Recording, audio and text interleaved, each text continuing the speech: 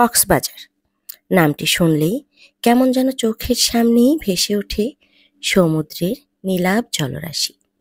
ঢেউয়ের তালে তালে একটা অন্যরকম ছন্দও কানে বাজে। এই কক্সবাজার যাওয়াটা সহজ হলে তো কোনো কথাই নাই। এমনই সহজ ও আরামদায়ক ভ্রমণের গল্প নিয়ে হাজির হচ্ছি আমার ফেসবুক এবং ইউটিউব চ্যানেলে।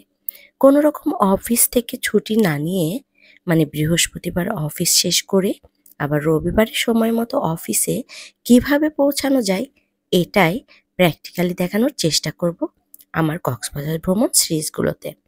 মাত্র একদিনের হোটেল ভাড়া নিয়ে, মানে 2 দিন 1 রাতে কিভাবে কক্সবাজারের দর্শনীয় জায়গাগুলো ভ্রমণ করা যায় তারও বিস্তারিত ভিডিও থাকবে।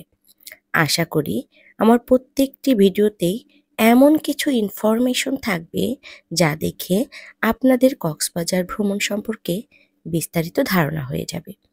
এর পাশাপাশি রেলের টিকিট না পাওয়ার জন্য যাদের কক্সবাজার ভ্রমণ অধুরা রয়ে গেছে, তাদের জন্য বিকল্প ট্রেন ভ্রমণের পথ, সাথে সেই এক্সপিরিয়েন্স এবং কিভাবে খুব সহজেই এই রেলপথের টিকিট পাওয়া যায় তারও বিস্তারিত থাকবে। আশা করি আপনাদের ভ্রমণ আনন্দময় করতে আমার ছোট্ট এই প্রয়াস কিছুটা হলেও স্বস্তিদায়ক হবে।